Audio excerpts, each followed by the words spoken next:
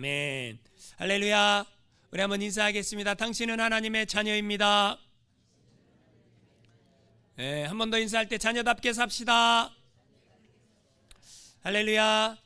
예수님이, 우리 예수를 믿죠. 우리가 예수를 믿는 우리에게, 나를 믿는 사람들은 이렇게 살아야 된다라고 알려주세요.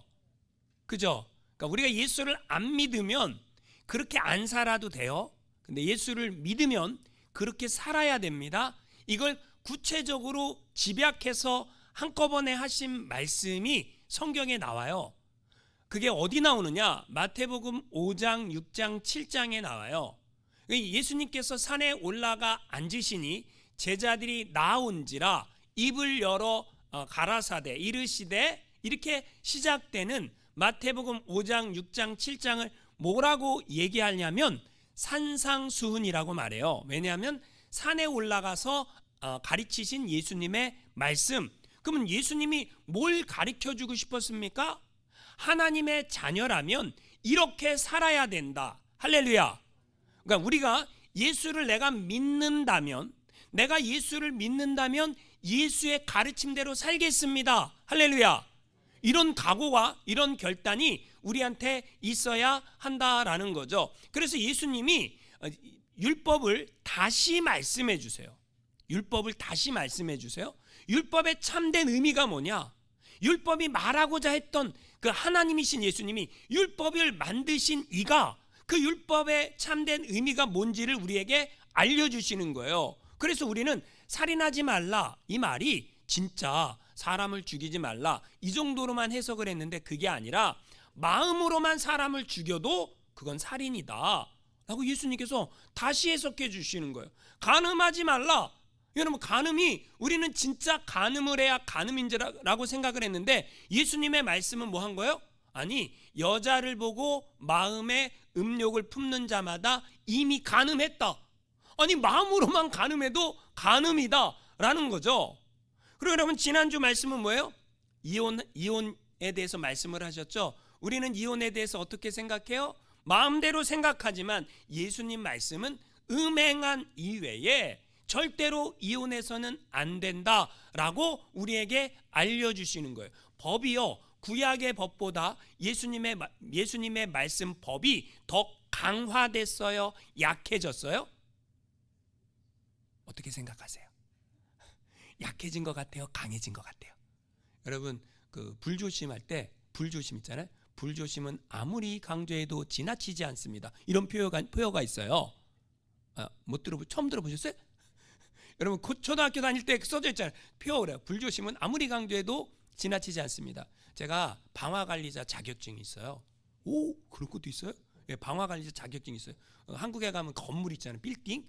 거기에 방화관리자를 둬야 돼요. 왜 그걸 땄냐? 아르바이트 좀 하려고. 너무 사역자 봉급을 너무 조금 줘갖고 내가 아르바이트 하려고 그거 하나 따놨어요.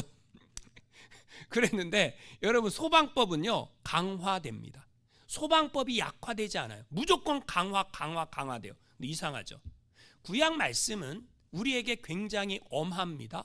하나님이 막 구약에 창세기에 막 물로 심판도 하고 소돔과 고모라에 막 유황불도 내리고, 예수님이 딱 오셔갖고 예수님이 뭐 하시는 거예요? 다 사랑하신다 이렇게 말씀하시는데, 예수님의 메시지를 들어보면요, 구약보다 더 강화됐어요? 약화됐어요? 그럼 여러분, 자, 이 엄청난 하나님의 사랑의 말씀을 듣고 있는데, 예수님이 사랑 자체죠. 우리를 구원하는 생명 자체죠. 그분의 말씀을, 예수를 믿는 사람은 그분의 말씀을 뭐 해야 되는 거예요? 지키고 따르고 그 말씀대로 살아가는 게 진짜 신앙인이지. 그 말씀대로, 말씀은 말씀이고 나는 나고, 그러면 그 사람은 진짜 예수를 믿었는가 안 믿었는가 생각해 보라, 그 얘기예요. 오늘 말씀은 뭐냐면 예수님의 가르침, 예수의 가르침 산상수훈, 뭐에 대한 가르침이죠? 맹세에 대해서. 주제가 뭡니까? 맹세예요. 근데 맹세는요 언제 맹세하죠? 내 말을 안 믿어주니까 맹세하잖아요. 그래서 사실은요 맹세이지만 정직과 거짓에 대한 가르침이에요. 여러분, 10계명 중에 9계명이 뭔지 아십니까? 할렐루야. 우리 권사님이 달라. 확실히 내 이웃에 대해서 거짓 증거하지 말라, 그 말씀에 대한 예수님의 해석이에요. 그러니까 하나님이신 예수님이 거짓, 진실 이거에 대해서 참이냐 정직이냐 거짓이냐 이거에 대해서 말씀해 주시는 해석이라는 거예요. 거짓말 해보셨어요? 안 해보셨어요? 목사님, 난 태어나서 단 한 번도 거짓말을 한 적이 없습니다 라고 말하는 사람이 있다면 그 말이 거짓말이죠. 왜냐하면 우리는요, 거짓말을 내가 하기 싫어도 할 때가 있어. 저도 오늘 거짓말했어요. 제가 주보를 보면 이따 나올 거예요. 저도 거짓말했어요. 왜냐하면 지난주에 제가 우리 성국 구경 가는데 29, 30일 날 가자고 그렇게 얘기해 놓고 제가 어저께 표를 끊으러 들어갔더니 그 날짜가 없대. 그래갖고 제가 날짜를 바꿔서 표를 끊었어요. 전 여러분한테 거짓말한 목사예요. 내가 원해서 거짓말했습니까? 아니면 하다 보니까 상황이 거짓말하게 만들었습니까? 그러면 여러분 그건 또 여러분 이해해 주실 거잖아요. 마음이 넓은 천사 같은 분들이니까. 할렐루야. 아멘 안 한 분들은 이해를 못하겠다. 목사가 어떻게 거짓말하고 살아가느냐 이거죠. 그죠? 여러분 우리가 인생을 살다가 내가 원해서 원치 않아서 거짓말을 할 수가 있다라는 거예요. 근데 여러분 내 말이 안 먹히니까 사람들은 뭐합니까? 맹세하려고 해요. 맹세. 여러분 사람들이 왜 거짓말하는지 아시죠? 여러분 거짓말 왜 합니까? 너 이거 먹었어 안 먹었어? 엄마 아빠가 그러면요 옛날에 꿀단지 먹었어 안 먹었어? 그러면 조금 떠먹고 안 먹었어요 그러잖아요. 그잖아요. 왜 거짓말합니까? 손해볼까 봐. 내가 이득을 보려고 거짓말을 한다라는 거. 그런데 여러분 생각해 보세요. 여러분이 거짓말을 계속하면 진짜 손해일까요? 이득일까요? 손해납니다. 왜 손해납니까? 여러분이 거짓말을 하면 상대방이 알까요? 모를까요? 사람들은 모를 거라고 거짓말해요. 하지만 나중엔 다 알게 됩니다. 다 알게 되면 우리는 속으로 무슨 생각을 합니까? 당신 거짓말하는 사람이야. 난 당신하고 상대 안 해. 난 당신하고 관계를 끊을 거야. 나는 거짓말하는 사람하고 같이 있기 싫어. 이렇게 생각이 들잖아요. 그죠? 그래서 여러분 우리도 인생을 살면서 저 인간 거짓말해. 거짓말 안 해. 이거 알아요 몰라요? 알죠? 그런 사람하고 관계를 계속 끝까지 갔습니까? 끝까지 안 가져요. 끝까지 안 갖게 된다라는 거죠. 정육점이 문 닫을 시간이 됐는데 어떤 아주머니가 막 들어오는 거예요. 그는 막 문을 열더니 아저씨 죄송해요. 늦게 와서 죄송한데 혹시 닭 한 마리 있어요? 닭이요? 그래서 정육점 주인이 냉장고 문을 딱 열었더니 닭이 딱 한 마리밖에 안 남은 거예요. 그래서 닭을 딱 저울 위에 올려놓으니까 1kg. 그 아줌마가 얘기하는 거예요. 근데 1kg짜리 닭이 있어요. 그러니까 아줌마가 이거보다 더 큰 닭 없어요? 식구들이 많아서 그런데. 그러니까 아저씨가 닭이 몇 마리가 있어요? 딱 한 마리잖아요. 기다려보세요 그러더니 그 닭을 가지고 가갖고 집어넣는 척하고 다른 닭을 꺼내는 척하면서 그 닭을 저울 위에 딱 올려놨는데 1kg 300. 오? 이게 어떻게 된 거야? 아저씨가 아줌마 모르게 저울을 살짝 누르고 있었어요. 1kg 300. 아유 이 정도면 됐네요. 아줌마가 그 닭을 달라 그랬어요. 그래갖고 아저씨가 포장을 해갖고 줬더니 아줌마가 가지고 나가면서 나가려다가 다시 돌아보면서 근데 한 마리 갖고 모자랄 것 같아요. 아까 때문에 그 조그만 닭 그것도 주세요. 그랬어요. 어떻게 됐을까요? 어떻게 됐을까요? 여러분 거짓말해 갖고 이득 받습니까? 손해 났습니까? 여러분 그 정육점은 이제 뭐가 되는 거예요? 그 사람 거짓말, 저울 속이고 거짓말하는 사람이다. 소문이 짱 나겠죠? 그럼 여러분 이게 진짜 이득입니까? 손해입니까? 그냥 닭 한 마리 그냥 팔면 되고 만약에 그게 한 마리면 한 마리라고 말하면 정직하게 말하면 되지. 그죠?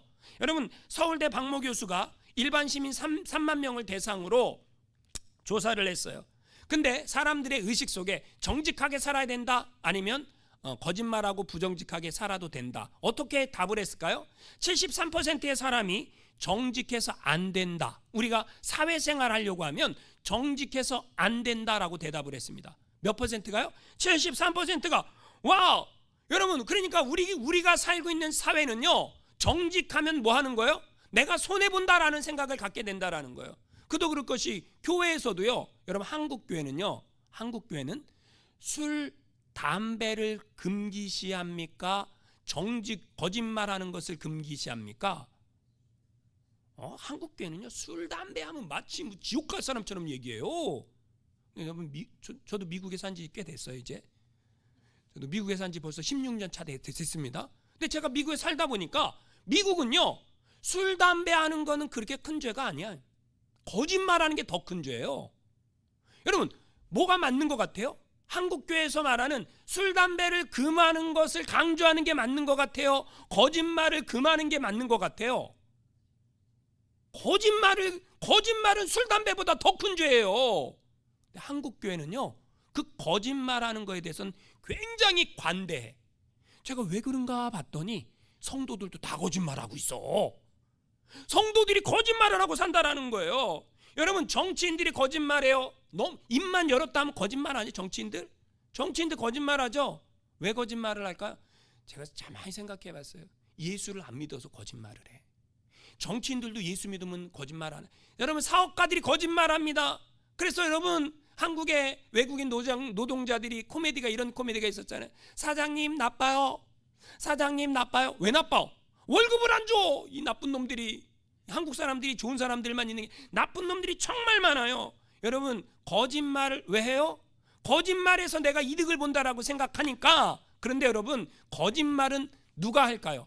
하나님은 거짓말하는 사람을 좋아할까요? 하나님은 거짓말하는 사람을 참 사랑하실까요? 아니요. 거짓은 누가 말합니까? 거짓은 마귀가 시키는 거예요. 여러분, 마르크스 레닌을 아십니까?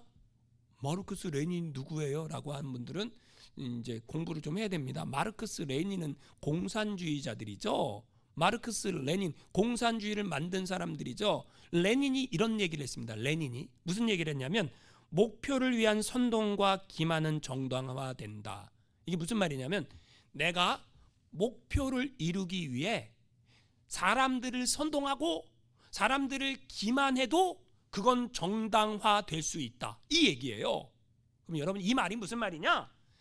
공산주의는 거짓 위에 세워진 나라라는 거예요. 뭐라고요? 기독교는 여러분이 예수를 진짜로 믿으면 공산주의는 마치 우상숭배와 같이 배격하게 됩니다. 여러분 안에 예수님이 들어와 있으면, 나는 공산주의가 제일 좋아요, 공산주의를 찬양하는 사람들은 예수가 없는 사람들이에요. 왜냐하면 유물론과 공산주의는 기독교와 같이 갈 수 없어요. 공산주의는 뭐예요? 공산주의는 뭐예요? 거짓 위에 세워진 나라예요. 여러분, 이 세상에, 이 우리가 살고 있는 지구 안에 지상 낙원이 있어요. 어디죠? 북한. 북한의 사람들은 뭐라고 얘기합니까? 여기가 지상 낙원이다 그러잖아요. 그래서 북한 찬양하는 사람들은 어떻게 돼요? 법으로 만들어놔야 돼요. 북한을 찬양하는 사람들은 삼진 아웃제로 해갖고 3번만 그런 짓을 하면 북한에 보내는 법을 만들어야 되는데, 그걸 안 만드니까 사람들이 뭐예요? 막 여러분, 자유민주주의에 살면서 북한을 막 찬양하고 막 그러잖아요. 여러분, 어떻게 하면 좋겠어요? 북한 찬양한 사람은 어떻게 해야 돼요? 북한 보내면 됩니다. 간단합니다. 왜 그 법을 안 만드는지. 왜 안 만들어요? 여러분, 지상 낙원인 북한에 사는 사람들이 진짜 지상 낙원이에요? 지상 지옥입니까? 지옥이죠. 모든 사람들이 행복하게 평등한 사회를 만들겠다. 이거 누가 말하는 거예요? 마귀가 말하는 거예요. 너 왜 기득권한테 눌려 살아? 너 왜 기득권의 말에 순종하고 살아? 이거 누가 말하는 거예요? 마귀가 말하는 거예요. 여러분, 지상 낙원은 없어요. 지상 낙원은 없어요. 하나님이 다스리지 않으면 어디든지 지옥이 돼요. 하나님이 함께하는 거, 하나님이 다스리는 건 천국이 되는 거고, 그렇지 않으면 여러분 지옥이 되는 거예요. 근데 여러분, 그 거짓 위에 세워지면, 거짓 위에 세워진 나라가 제대로 나라 구실하겠습니까? 여러분, 예수님이요, 거짓말에 대해서 말씀을 하십니다. 뭐라고 말씀하시는가? 요한복음 8장 44절에 이렇게 말씀하세요. 한번 읽어보겠습니다. 시작. 너희는 너희 아버지 마귀에서 났으니 너희 아버지의 욕심대로 너희도 행하고자 하느니라. 그는 처음부터 살인한 자요, 진리가 그곳에 없으므로 진리에 서지 못하고 거짓을 말할 때마다 제 것으로 말하나니 이는 그가 거짓말쟁이요 거짓의 아비가 되었습니다. 마귀가 뭐라는 거예요? 거짓의 아비라는 거예요. 자, 마귀가 뭐라고요? 거짓의 아비. 그러면 내가 거짓말이 너무 좋아. 난 거짓말이 일상이야. 난 거짓말하는데 하나도 죄책감이 없어. 그러면 여러분, 여러분의 아버지가 하나님입니까? 마귀입니까? 진단이 나왔어요. 그러니까 여러분이, 만약에 여러분이 예수를 믿고 신앙생활 하는데 나는 거짓말하는 게 너무 좋아, 난 거짓말해도 하나도 양심에 꺼리낌이 없어, 난 거짓말해도 괜찮아 라고 생각하고 있다면 여러분 마음 안에 예수님은 없어요. 무슨 말인지 아시겠죠? 근데 여러분, 내가 예수님을 나의 구주로 영접해갖고 예수가 내 안에 있으면요, 거짓말하면 불편합니다. 불편해요. 양심이 막 나를 괴롭혀. 양심이 막 괴롭혀갖고 내가 너무 힘들어. 내가 왜 거짓말했지? 아니 거짓말 안 해도 되는 내가 왜 거짓말했지? 막 이렇게 생각이 들어요. 그리고 뭐예요? 이 거짓말하면 회개합니다. 사과합니다. 여러분 왜 그래요? 나는 진리 안에 있기 때문에. 진리 대신 예수님이 내 안에 들어오면 나는 정직을 말하고 싶다라는 거죠. 그런데 여러분 우리가 살고 있는 이 사회는요, 거짓말 안 하면 마치 못 사는 사회처럼 되어버렸습니다. 여러분 성도들도 목회자들도 얼마나 거짓말을 많이 하는지 몰라요.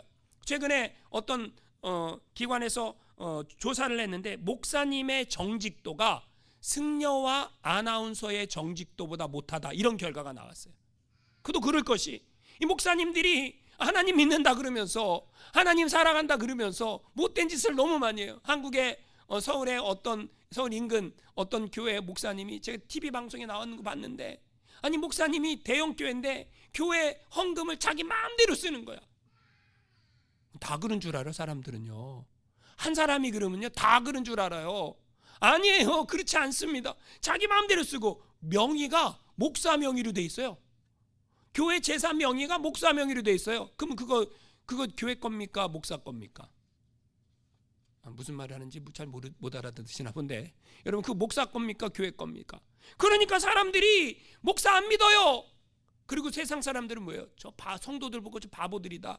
목사가 다 가지고 가는데 저 욕심장이 다 목사, 다 바보들이라 속고 산다, 이렇게 얘기하죠. 다 그렇습니까? 아니요. 어느 한 일부분이죠. 우리 같은 조그만 교회도요, 교회 명이 교회 이름으로 돼 있습니다. 저는요 주는 봉급만 받고 살지 내가 내 마음대로 교회 돈 갖다 쓸 수가 없어요. 제도적으로 그렇게 만들어 놓은 거예요. 그런데 그렇지 않은 사람들을 보면서 여러분 세상이 그런 목사를 보며 뭐라 그러는 거예요? 손가락질 하는 거죠. 그래서 이제 믿지 못하는 사회가 됐습니다. 목사도 믿지 못하고 성도도 믿지 못하고, 믿지 못할 때는 여러분 어떻게 됩니까? 내가 무슨 말을 했는데 사람들이 안 믿어줘. 안 믿어줄 때 어떻게 해요? 맹세를 해야죠. 내가 맹세코죠, 이렇게 얘기하게 된다라는 거죠. 여러분 혹시 여러분 내 말이 틀리면 내 손에 장을 지닌다, 이런 말 한 번이라도 해본 적 있어요? 없어요? 난 한 번도 그런 말 해본 적이 없어요. 뭐 이러잖아요 우리 다. 저는 많이 했던 것 같아요. 내 말이 틀리면 내 손에 장을 지진다, 내 말이 틀리면 내가 이 씨에서 김 씨로 바꾼다, 막 그런 말도 하잖아요 우리가. 박 씨가 더 좋을지도 몰라요. 이 씨는 안 좋아. 당뇨병이 많아 이 씨가. 이 씨는 당뇨병이 많더라고요. 우리 세종대왕께서 당뇨로 고생을 했는데 그 피가 나한테도 흐르나 봐. 나도 당뇨가 걸렸네 세상에. 조선왕조 모든 왕들이 당뇨로 그렇게 고생을 했는데 이 씨가 뭐가 좋다고. 이 씨 안 좋아요. 뭐가 좋아요? 예수님 씨가 좋은 거죠. 여러분 그죠? 내 성을 바꾸는 게 차라리 나을지도 몰라. 막 맹세를 하지 않습니까? 근데 여러분 그 맹세하는 것, 여러분 왜 맹세합니까? 내 말을 좀 믿어달라라는 거죠. 예수님 당시에도요 사람들이 거짓이 난무했어요. 거짓말을 해요. 그러니까 여러분 사람들이 맹세가 난무했어요. 내 맹세하지 않으면 안 들어주는 거예요. 맹세하지 않으면 안 들어주는 사회. 건강한 사회입니까? 건강하지 않은 사회입니까? 건강하지 않았다라는 거죠. 그런데 왜 그랬느냐? 바리새인 서기관 종교 지도자들이 맹세에 대해서 잘못 이해하고 잘못 해석하고 있었어요. 여러분 성경을 모르는 게 더 큰 죄일까요? 아는데 내 마음대로 편한 대로 해석하는 게 더 나쁜 죄일까요? 예? 여러분 우리가 일반 사람들이 재판장에 가서 재판 받을 때는요 아무것도 모르니까 판사가 내리는 대로 그냥 형벌을 받아요. 근데 법꾸라지들이 있습니다. 변호사 출신 정치인이라든지 뭐 검사 출신 정치인이라든지 판사 출신 정치인, 이 사람들은요 법을 너무 잘 알아. 그래서 이렇게 피했다 이렇게 피했다 이렇게 피했다. 그러니까 여러분 제대로 판결이 나와요 안 나와요? 억울한 건 누구만 억울합니까? 법을 모르는 우리만 억울하지. 법을 아는 그 사람들은 이렇게 피했다 저렇게 피했다. 근데 그게 여러분 하나님 앞에서는 더 큰 죄가 되는 줄 알아야 된다라는 거예요. 하나님이 다 알고 계세요. 여러분 당시에 바리새인 서기관들은요 일반 사람들은, 일반 그냥 보통 사람들은 몰라. 모르니까 그냥 율법 나온 그대로 살려고 그래. 근데 이 사람들은요 그 율법을 뭔가 알아. 그러니까 어떻게 해요? 이렇게도 내 마음대로 바꾸고 이렇게도 내 마음대로 바꾸고 그런 일을 했다라는 거죠. 그러니까 예수님은요 그냥 세리나 창녀나 죄인들이 주님 앞에 나오는 것을 뭐라 그래요? 웰컴. 누구라도 와라. 수고하고 무거운 짐진 자라 다 내게 오라. 내가 너희를 쉬게 하리라. 그러잖아요. 근데 이 종교 지도자들, 바리새인 서기관들을 향해서 예수님이 뭐라고 말씀하는 줄 아세요? 화 있을진저 외식하는 서기관들과 바리새인들이요. 왜 그랬습니까? 하나님의 율법을 아는데 그 율법을 자기 편한 대로 해석해 갖고 요렇게 빠졌다, 요렇게 빠졌다, 요렇게 빠졌다 하고 있는 그런 모습을 보니까 주님이 그 사람들을 향해서는 화 있을진저라고 말씀하셨다라는 거예요. 여러분, 구약 성경에 보니까 맹세에 대해서 이렇게 말합니다. 레위기 19장 12절 말씀 같이 한번 읽어보겠습니다. 시작. 너희는 내 이름으로 거짓 맹세함으로 내 하나님의 이름을 욕되게 하지 말라. 나는 여호와이니라. 여러분, 하나님의 이름으로 거짓 맹세하면 어떻게 될까요? 여러분, 구약의 전승에 의하면 거짓 맹세하면 죽는다라고 생각을 했어요. 자, 여러분, 십계명 중에 너희는 너희 하나님 여호와의 이름을 망령되이 일컫지 말라라고 말씀하셨어요. 그러면 거짓 하나님의 이름으로 거짓 맹세하면 이게 어떻게 되는 거예요? 하나님의 이름을 망령되이 일컫는 일이 됩니다.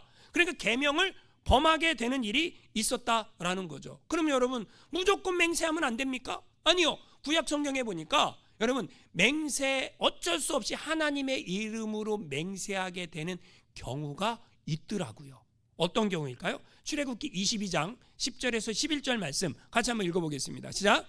사람이 낙이나 소나 양이나 다른 짐승을 이웃에게 맡겨 지키게 하였다가 죽거나 상하거나 끌려가도 본 사람이 없으면 두 사람 사이에 맡은 자가 이웃의 것에 손을 대지 아니하였다고 여호와께 맹세할 것이요 그 임자는 그대로 믿을 것이며 그 사람은 배상하지 아니하니와. 이게 무슨 말일까요?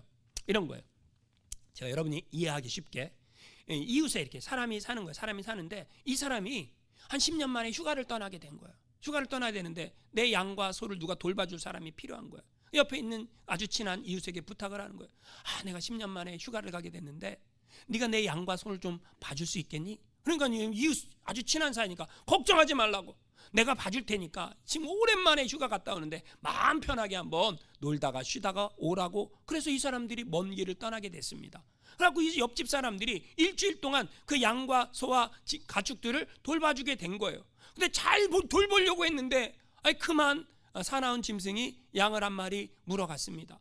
그리고 어떤 소가 잘 돌보려고 했는데 뭘 잘못 먹었는지 쓰러져 죽었습니다. 일주일 만에 이 옆집 사람이 돌아와서 보니까 자기 양도 몇 마리 사라지고 자기 소도 죽고. 그래서 이 사람이 뭐예요? 화가 난 거죠. 잘 돌봐달라고 부탁을 했는데 어떻게 그런 일이 일어날 수가. 그때 이 양이나 소나 돌보려고 했던 그 사람이 그 양이나 소나 누가 짐승이 물어가는 걸 아무도 보지 못했어요. 그리고 그 소가 쓰러져 죽게 되는 걸 아무도 보지 못했어요. 근데 난 잘 봐주려고 했는데 상황이 억울한 상황이 된 거예요. 그때 이 사람이 뭐라 그러는 거예요? 내가 여호와 앞에 맹세코죠. 내가 그 동물 안 잡아먹었어. 여러분, 우리가 도둑 맞아 보셨어요? 뭐 잊어버려 보셨어요? 그러면요, 사람들이 다 도둑놈으로 보여요. 그렇지 않아요? 안 그런데 그냥 저절로 내 마음이 세상에 있는 사람들이 다 도둑놈으로 보이는 그런 현상이 일어나지 않습니까? 그럼 여러분, 내가 안 죽였어, 내가 안 잡아먹었는데 이 이웃은 네가 내 양 잡아먹고 거짓말하는 거 아니야? 이런 마음이 속 안에 있을까요, 없을까요? 있겠죠. 그때 이 사람이 내가 여호와의 이름으로 맹세하건대 나는 그렇게 하지 않았습니다 라고 말하면, 그러면 이 양이나 소를 잃어버린 이 사람은 그 사람의 맹세를 무조건 그대로 받아주라는 거예요. 누구의 이름으로 맹세했기 때문에. 누구의 이름으로? 여호와의 이름으로 맹세했기 때문에. 그러면 그 맹세는 뭐라는 거예요? 진짜라는 거죠. 그러면 그 사람은 배상하지 말라라는 거예요. 왜냐? 그 사람이 잘못한 게 없으니까. 우리가 내가 양을 치다가도 그런 일이 일어날 수 있고 내가 소를 치다가도 그런 일이 일어날 수 있으니까 배상하지 말라는. 근데 이 사람은 내 양심껏 내가 진짜입니다, 아무도 본 사람이 없기 때문에 내가 여호와의 이름으로 맹세합니다 라고 하는 그런 상황이 생길 수도 있다라는 거죠. 그런데 여러분, 자, 이런 상황을 바리새인들이 악용하는 거죠. 법꾸라지처럼. 어떻게 악용합니까? 여호와의 이름으로만 맹세하지 않으면 돼. 그죠? 자, 여호와의 이름으로만 맹세 안 하면 돼? 그럼 뭘로 맹세할 거예요? 내가 하늘로 맹세하건대 이렇게 얘기하는 거예요. 내가 땅으로 맹세하건대 이렇게 얘기하는 거예요. 내가 예루살렘으로 맹세하건대 이렇게 얘기하는 거예요. 내가 내 목을 걸고 맹세하는데 이렇게 얘기하는 거예요. 그러면 사람들은 그런가 보다 라고 했다라는 거죠. 여러분, 여러분의 말을 누군가 안 믿어줄 때 우리는 뭐라 그래요? 내가 맹세컨대, 여러분 그러잖아요. 근데 여러분이 맹세한다고 그 맹세가 꼭 지켜집니까? 그렇지 않다라는 거죠. 예수님이요, 그런 바리새인 서기관, 마치 그걸 편법으로 이용해서 요렇게 빠져나가고 요렇게 빠져나가는 그런 정치인들과 같은 그런 나쁜 놈들 있잖아요. 무슨 말을 하는지는 아시죠? 그런 나쁜 놈들이 있잖아요. 근데 그런 사람들을 향해서 예수님께서 이렇게 오늘 본문에 뭐라고 말씀하시느냐? 34절부터 36절까지 한번 읽어보겠습니다. 시작. 나는 너희에게 이르노니 도무지 맹세하지 말지니 하늘로도 하지 말라, 이는 하나님의 보좌이며 땅으로도 하지 말라, 이는 하나님의 발등상이며 예루살렘으로도 하지 말라, 이는 큰 임금의 성이며 내 머리로도 하지 말라, 이는 내가 한터럭도 희고 검게 할 수 없음이라. 예수님이요, 맹세하지 말라 그래요. 왜 맹세하지 말라 그럴까요? 예수님은 어떤 것으로도 그 바리새인 서기관들의 가르침처럼 그렇게 맹세하지 말아라. 왜 맹세하지 않아야 되는가? 인간은 약속하고 맹세하고 지킬 수 있는 능력이 없기 때문에. 무슨 말입니까? 여러분, 자, 바리새인 서기관들은 내가 하늘로 맹세하는데, 근데 예수님 뭐라 그래요? 그 하늘의 주인이 너냐, 그 얘기예요. 하늘은 하나님의 보좌라는 거예요. 그 하나님의 보좌, 그 주인은 누구예요? 하나님인데 어떻게 네가 하늘을 걸고 맹세할 수 있어? 땅을 걸고도 맹세하지 말라라는 거예요. 땅은 하나님의 발등상이라고 말해요. 그렇죠? 그 하나님의 발등상이라는 땅의 주인이 누구라는 거예요? 하나님이라는 거예요. 예루살렘 성으로도 맹세하지 말라. 왜냐? 그 성에 뭐예요? 임금의 성이라는 거예요. 임금이 그 주인이지 네가 주인이 아니다, 그 얘기예요. 우리 머리를 걸고도 맹세하지 말아라. 왜냐? 여러분, 우리가 흰머리 나와라 그런다고 얘가 흰머리가 나와요? 흰머리 다 들어가고 검은 머리만 나와 그런다고 검은 머리가 나와요? 머리카락 빠지지 말고 머리카락 풍성하게 나와 그런다고 머리카락이 풍성하게 나와요? 말 들어요, 안 들어요, 얘가? 여러분은 잘 들어. 제 머리카락만 말을 안 듣고 있어. 지금 흰머리가 막 나오기 시작했어요. 그죠? 여러분, 그럴 수 없다라는 거예요. 인간은요, 그럴 수 없다. 예를 들어서 제가 여러분에게 한번 설명을 드릴게요. 여러분이 급하게 지금 만불이 필요해. 만불이 필요해요. 근데 내가 어디에서 만불을 받을 때가 있어. 그게 한 2, 3일 후면 받을 수 있어. 그 사람이 나한테 주겠다고 약속을 했어. 근데 나는 지금 당장 만불이 필요한 거예요. 그래서 여러분, 누구한테 아는 사람한테 만불 빌려달라고 난 2, 3일 후면 어디서 돈 들어올 때 있다고, 그래야 또 사람들은 빌려주잖아요. 안 그러시는군요. 그냥 우리는 신용으로 빌려주기도 해요. 그렇지만 막 그래갖고 여러분, 만약에 누구한테 만불을 빌렸어요. 빌렸는데 2, 3일 후에 갚겠다라고 한 그 사람이 사정이 생겨서 그게 한 달 후로 미루어졌어. 그러면 나는 2, 3일 후에 빌린 사람한테 내가 돈이 들어와야 갚는데 2, 3일 후에 들어온다고 약속을 했는데 이 사람이 갑자기 한 달 후로 미루어지면 내가 약속을 지킬 수 있어요, 없어요? 없죠. 자, 내가 맹세하고 내가 한 그 맹세나 내가 한 그 약속을 내가 지킬 수 있는 능력이 나한테 있습니까, 없습니까? 없을 수도 있다라는 거예요. 인간은 약속하고도 지킬 수 없는 상황이 무궁무진하다라는 거죠. 그러니까 약속하지 말라라는, 맹세하지 말라, 그 얘기예요. 여러분, 성경에 보면 맹세했다 큰 코 닥친 사람 나오죠. 누구요? 사사 입다. 입다가요, 전쟁에 암몬과 전쟁을 하러 나갑니다. 내가 이 암몬과의 전쟁에서 승리하고 돌아올 때 누구든지 나를 맞는 그 사람, 첫 번째 그 사람을 여호와께 바치겠다, 이렇게 얘기했잖아요. 그랬는데 여러분, 입다가 전쟁에서 승리하고 돌아오는데 누가 맞아요? 무남동녀 외동딸이 속옷치고 춤추며 아버지를 맞이하는 거예요. 그랬더니 여러분, 입다 어떻게 됩니까? 너무 곤란한 상황을 맞게 되는 거죠. 무남동녀 외동딸을 하나님께 바쳐야 되는 그런 일이. 그러니까 여러분, 맹세하지 말라라는 거예요. 신약 성경에 보니까 맹세하다가 아주 창피를 당한 사람이 있어요. 누굽니까? 예수님의 수제자 베드로. 베드로가 최후의 만찬석상에서 오늘 밤 너희가 다 나를 버리리라. 그러니까 예수님 말씀이 그렇다면 그런 거지. 하나님이신 예수님이 말씀하시는데 참 제가 우리가 못나서 이렇게 반응해야 되는데, 수제자가 다 주를 버릴지라도 나는 결단코 주를 버리지 않겠나이다라고 소원장담을 딱 하잖아요. 그랬더니 예수님이 뭐라 그래요? 이놈아, 네가 닭 울기 전에 3번 나를 부인할 거야. 여러분, 베드로가 그 말을 믿었을까요, 안 믿었을까요? 다 줄을 벌일지라도 나는 결단코 버리지 않겠나이다. 여러분, 신앙생활 끝까지 가봐야 알아요. 아시죠? 신앙생활 끝까지 가봐야 알아요. 나는 구원받았다라고 생각하는 사람들 중에 넘어지는 사람이 얼마나 많이 있어요. 그잖아요? 그러니까 내 믿음, 내 신앙 지키려면 하나님, 나는 연약합니다. 저 오늘도 기도했어요. 하나님, 나는 목사이지만 내가 설교하는 대로 내가 살아갈 힘이 없고 능력이 없고, 하나님, 나는 부족합니다. 하나님의 은혜가 필요합니다. 저는 오늘도 그렇게 기도했어요. 왜냐하면 진짜 하나님의 은혜가 부어지지 않으면 나의 인생에 어떤 일이 어떻게 닥칠지 어떻게 알겠어요? 그래서 여러분, 신앙생활을 뭐라고 표현하느냐? 은혜 생활이다. 왜냐? 은혜 없이는 한 걸음도 나아갈 수 없거든요. 은혜 없이는 아무것도 되어질 수 없거든요. 내가 내 뜻대로 할 수 있다, 내 마음대로 할 수 있다, 그건 여러분에게 주어진 범위 안에서. 그렇지만 여러분, 그것이 안 되는 날이 있을 수도 있다라는 거죠. 예수님이 맹세하지 말라고 말씀하신 두 번째 이유는요, 맹세를 하거들랑 꼭 지켜야 하기 때문에 그렇다라는 거예요. 여러분, 맹세해 보셨습니까? 맹세를요 하게 되는 경우가 있어요. 성경에도 그렇고요. 우리가 이 세상을 살아가면서 맹세를 해야 될 때가 있습니다. 그때가 언제입니까? 결혼식 때죠. 결혼식 때 우리는 서약을 합니다. 그게 맹세예요. 나는 기쁠 때나 슬플 때나 병들었을 때나 건강할 때나 비가 오나 바람이 부나 햇볕이 나나 내 인생이 다하는 그날까지, 죽음이 우리를 갈라놓을 때까지, 검은 머리 파뿌리 될 때까지 당신만을 사랑하겠습니다. 할렐루야.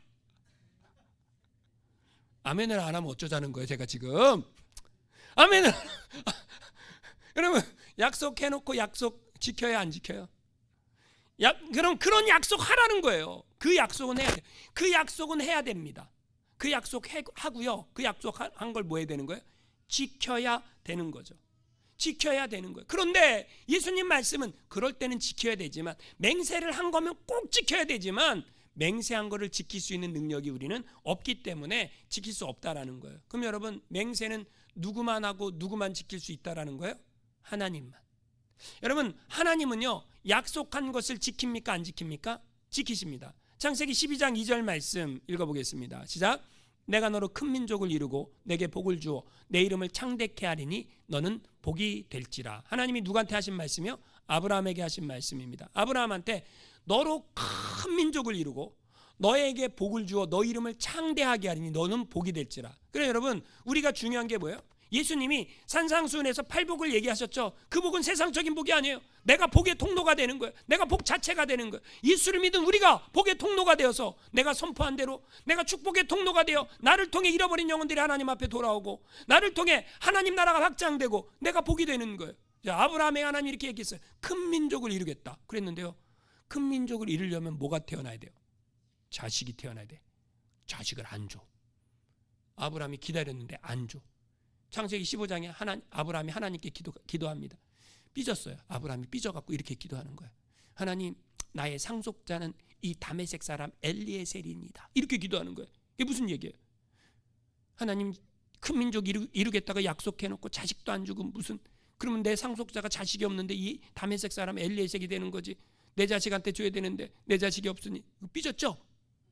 그죠? 그랬더니 하나님이 아브라함한테 뭐라 그래요? 밖으로 나가봐라. 하늘의 별을 쳐다보라. 뭇별을 세어보라. 셀 수 있는가 없는가 세어보라. 그래요. 셀 수 없죠. 너의 자손이 이와 같으리라. 할렐루야. 하나님이 그렇게 약속했어요. 그럼 여러분, 지금 이 지구 안에 수많은 종교가 있죠. 그 중에 제일 많은 종교가 뭔지 아세요? 기독교하고요, 이슬람교예요. 근데 여러분, 기독교와 이슬람교의 뿌리가 누군지 아세요? 아브라함이에요. 하나님의 약속이 이루어졌습니까? 안 이루어졌습니까? 이루어졌죠. 여러분, 하나님은 약속한 것을요 분명히 이루신다라는 거죠. 그러면 여러분, 우리 그리스도인들이요 이 세상을 살아가면서 예수님의 가르침대로 맹세하지 않고 해야 될 일은 무엇입니까? 뭐냐면 정직해야 합니다. 예수님 말씀은요, 옳은 건 옳다, 아닌 건 아니다, 그것만 말해라. 내가 맹세컨대 내 손에 장을 지지건대 내 성을 바꾸건대 이런 맹세는 하지 말고 그냥 옳은 건 옳은 거고 아닌 건 아닌 거다. 정직하게 살아라. 다른 사람들이 나한테 정직을 요구하지 못할 정도로 정직하게 살아라. 이게 주님이 우리에게 원하시는 거라는 거죠. 고신대 총장을 지냈던 한상동 목사님이 계십니다. 이분이 전도사 때 교회를 개척을 했어요. 교회를 개척해 갖고 교회를 섬기다 보니까 먼 길을 신학교를 걸어서 왔다리 갔다리 하고 얼마나 힘들어. 교회를 섬기면서 공부를 하려니까. 근데 신학교 시험 날이 된 거예요. 근데 뭐 설교 시험이나 뭐 신학 시험이나 대충 조금이나로 이렇게 끄적끄적하고 내고 그러면 되는데, 아니 영어 시험인 거예요. 영어 시험은 뭔가를 쓸 수가 없는 거야. 알아야 쓰죠. 아휴, 아무것도 모르겠어. 한숨만 푹푹 쉬고 있는데 앞에 있는 자기하고 베스트 프렌드 베프가 앞에서 뒤에서 그냥 한숨을 푹푹 쉬고 있으니까 베프가 어떻게 해요? 예, 살짝 시험지를 자기 답안지를 이렇게 밀어갖고 보라고 내줬어요. 그랬더니 이 한상동 전도사가 옳았구나, 주여 감사합니다, 주님의 뜻이라면 내가 베껴 쓰겠습니다, 그랬을 것 같죠? 갑자기 자리에서 일어났어요. 그리고 시험지를 들고 백지를 그 앞에 갖다 냅니다. 그리고 학교 뒷동산에 올라가 갖고 펑펑 눈물을 흘리면서 회개합니다. 하나님, 평상시 나의 삶이 어땠길래 나를 가장 잘 안다라고 했던 베스트 프렌드가 내가 컨닝할 거라고 생각하고 나한테 이거를 보여줬는지, 평상시 나의 삶이 어땠길래 주님 죄송합니다, 주님 용서해 주세요, 회개를 합니다. 여러분, 그 영어 답안지 보여줬던 그 전도사님이 누구인지 우리는 기억하지 못합니다. 그러나 그때 백지를 내고 뒷동산에 올라가서 하나님께 회개했던 한상동 전도사님은 훗날 목사님이 되고 그 학교의 총장이 되었다라는 거죠. 여러분, 하나님은 어떤 사람을 좋아하실까요? 하나님은 정직한 사람을 좋아하십니다. 하나님은 우리가 정직하게 살아가기를 원하십니다. 내가 정직해서 손해를 봐야 한다면 손해 보는 게 하나님의 뜻입니다. 근데 여러분, 우리가 정직해서 손해 보았다고 절대 손해 보는 게 아니다라는 거죠. 하나님이 그거보다 더 놀라운 것으로 갚아 주신다라는 거죠. 옥하는 목사님은 이런 말을 했습니다. 거짓말하는 나를 하나님이 복 주실까? 거짓말을 미워하시는 하나님께서 거짓을 배후에 숨기고 있는 나의 계획에 복을 주실까? 거짓말하는 자를 싫어하시는 하나님께서 거짓말로 남을 조종하는 내 직업에 복을 주실까? 질문해 보라는 거예요. 내가 거짓말로 살아가고 있다면 그런 나를 하나님이 과연 복 주시고 사랑하실까, 기뻐하실까? 나에게 질문해 보라라는 거죠. 하나님의 자녀의 특징, 정직해야 됩니다. 뭐에 정직해야 됩니까? 하나님께 정직하십시오. 하나님이 다 보고 계십니다. 예배에 정직하십시오. 헌금에 정직하십시오. 봉사에 정직하십시오. 주를 섬기는 섬김에 정직하십시오. 하나님 앞에 정직하게 살아야 됩니다. 그리고 사람들 앞에 정직하십시오. 나의 인격이, 정직이 묻어나와서 저 사람은 맹세하지 않아도, 서약하지 않아도 믿을 만한 사람이야 라고 그렇게 믿어줄 수 있는 그런 삶을 저와 여러분이 살아가시기를 주님의 이름으로 축원합니다. 우리 함께 찬양합니다. 주여 진실하게